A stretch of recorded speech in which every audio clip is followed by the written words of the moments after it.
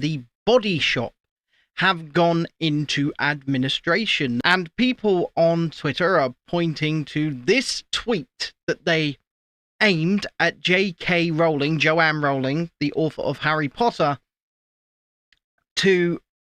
as to the reason that they have gone broke. Now, here we go. This is the tweet in question. Okay. Hey, at J.K. Rowling. Here's something we made earlier. We thought you might like one. We've also popped in a vegan bath bomb and a copy of Trans Rights by at Paisley Currett for you to read in the bath. And there is the product in question. Now, people, like I say, are pointing to this as the reason that the Body Shop have gone into administration. But is that really the case?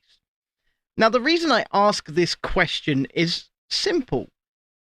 It's that who actually shops in the Body Shop anyway anymore? We've got one in our local town and nobody goes in there. It's always empty when I walk past, because if you're going to go into that type of shop, people like to choose the branch of Lush instead. Now, they're not doing gangbusters in business themselves, but that is where, if people are going to go and buy that type of product, we tend in our town to see people. We see them in Lush. We never see them in the Body Shop.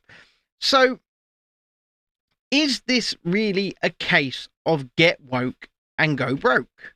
Let's take a look at an article from the BBC or BBC News to see what they have to say on the situation. Let's have a look. So, Body Shop UK stores and jobs at risk as firm tries to secure future. The Body Shop UK business has entered administration, potentially putting up to 2,000 jobs at risk. The retailer's shops will remain open as usual while the administrators try to save the UK firm. Restructuring firm FRP, which has been appointed as the administrator, said it would consider all options to find a way forward for the business. The Body Shop was started by the late Dame Anita Roddick in 1976 from a single shop in Brighton. That's just up the road from us. That's not too far away. It grew into a global brand, pioneering ethical trading and a stance against testing beauty products on animals. And I believe Lush holds that same stance. They've sort of come in and stolen the market, haven't they? FRP Advisory said creating a more nimble and financially stable UK business was an important step in it becoming a modern beauty brand, relevant to customers and able to compete for the long term. So that means, in layman's terms, we're going to have to shut some shops. We're going to have to streamline the business. Some jobs are going to have to go because we're just spending more money than we're bringing in. The administrators are expected to try and substantially cut costs, including on property and rent, which will lead to job cuts. And that's just what I just said. It is highly unlikely that the Body Shop name will completely disappear from Britain's high street after nearly 50 years. Well, the high street in itself is disappearing. Let's face it, online retailers such as Amazon, especially Amazon, are absolutely dominating shopping these days. People go places like that rather than going to the high street. You go into your town centre and see how many shops are shuttered up, how many are boarded up. It is disappearing, so I can actually see this disappearing from the high street, personally. The retailer's British business has more than 200 shops and a handful of franchises across the UK, as well as its headquarters in London.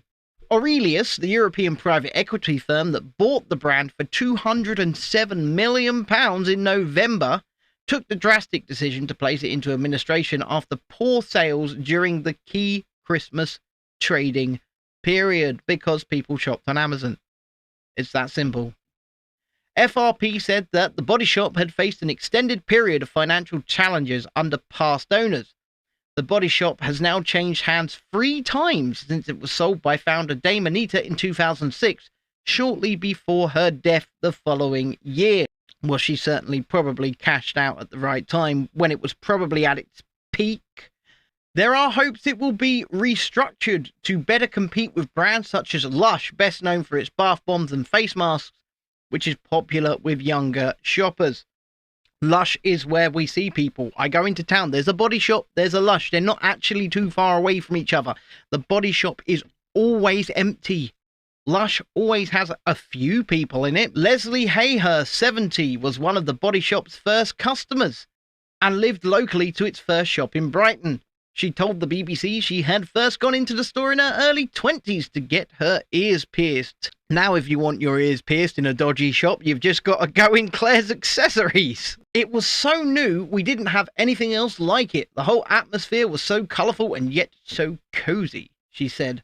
But Leslie said the products she likes are expensive and that she cannot always afford to buy them. And this is why people don't go in there, because it is not cheap. And this is why they've had to go into restructuring, because the products are not cheap. We're in a cost of living crisis. We've been in a cost of living crisis longer than people care to admit that we've been in a cost of living crisis, because we shuttered our economy for 2 years. Jasmine Payne, 39, has similar happy memories of weekends spent in the Body Shop and was particularly drawn to the company's stance of not testing products on animals. I was a teenager growing up in the 1990s. Now I'm nearly 40, and although I still love the products, they're too expensive, she said. Jasmine says she can buy other shampoo and conditioner for half the price or less, which again is not tested on animals. If I could afford it, then I would buy Body Shop branded products, she said. And this, I think, is the crux of the issue.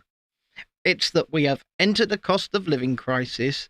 This is a premium brand selling premium products that people can no longer afford. I know Get Woke Go Broke is trending on Twitter, and yes, that tweet may well have hurt some sales for their business.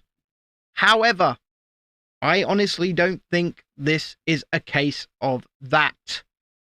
But anyway, if you agree with me, let me know down below. If you disagree with me, let me know down below. And if you haven't subscribed to the channel yet, please consider doing so. You can support us further at patreon.com/Chasing Dissent, Ko-fi, ko-fi.com/Chasing Dissent, or indeed right here on YouTube, where you can hit that join button and become a channel member. Live shows every Monday and Friday at 9 PM UK time. I'm getting out of here. Won't waste any more of your time. Thanks for watching this one. We'll talk to you again real soon.